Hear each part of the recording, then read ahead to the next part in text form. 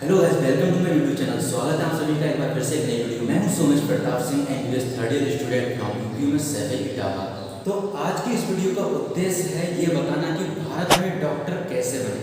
अगर आपका सपना है डॉक्टर बनने का, या फिर आप अगर पेरेंट्स हैं और आपको अपने बच्चों को डॉक्टर बनाना है, इंडिया में डॉक्टर बनाना है, तो क्या करना होगा, कैसे बच्चों की पढ़ाई करवानी होगी, क्या आगे तैयारी होगी, इस वीडियो के अंतर्गत मैं आपको इन्हीं सब बातों की जानकारी दूंगा।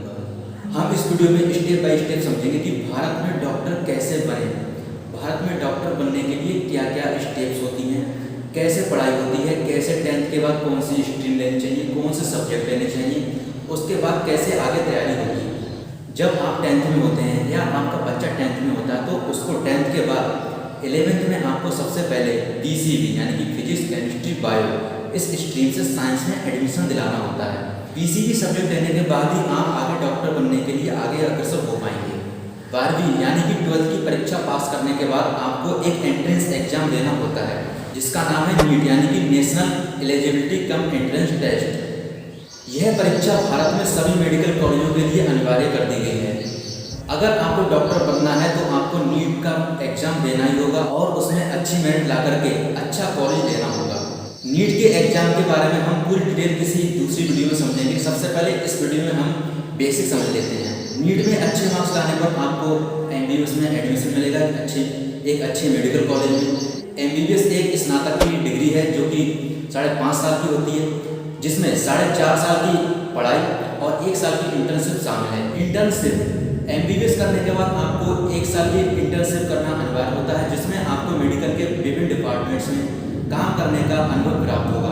इस दौरान आपको एक निश्चित छात्रवृत्ति या वजीफा दिया जाएगा जिसको हम स्टाइपेंड बोलते हैं, जो कि अलग अलग राज्यों में अलग अलग सीमाओं में मिलता है। इंटर्नशिप पूरी करने के बाद आपको राज्य या केंद्रीय काउंसिल में रजिस्ट्रेशन कराना होता है। रजिस्ट्रेशन के बाद ही आप इंडिया में आधिकारिक रूप से डॉक्टर बन सकते हैं या फिर प्रैक्टिस कर सकते हैं। इसके बाद हम बात करेंगे कि एमबीबीएस के बाद आप अन्य और कौन से कोर्स कर सकते हैं।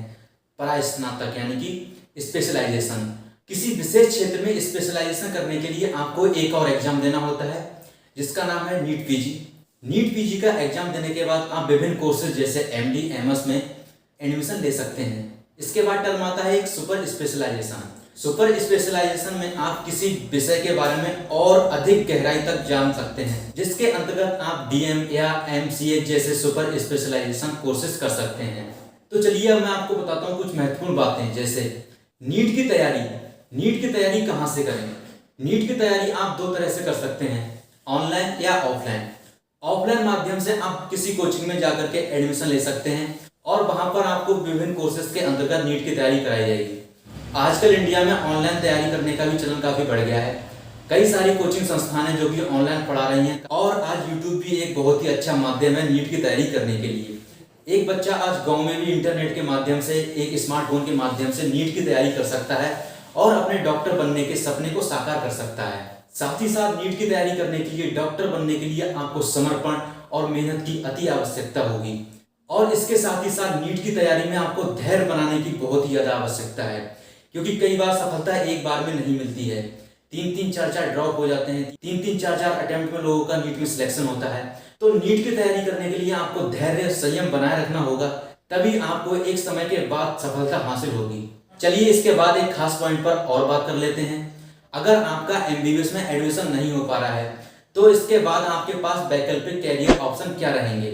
एमबीबीएस के अलावा बीएएमएस, बीयूएमएस, बीएचएमएस आदि बहुत सारे कोर्सेज हैं और बीएससी नर्सिंग भी। इन कोर्सेज के बारे में भी आप विचार कर सकते हैं।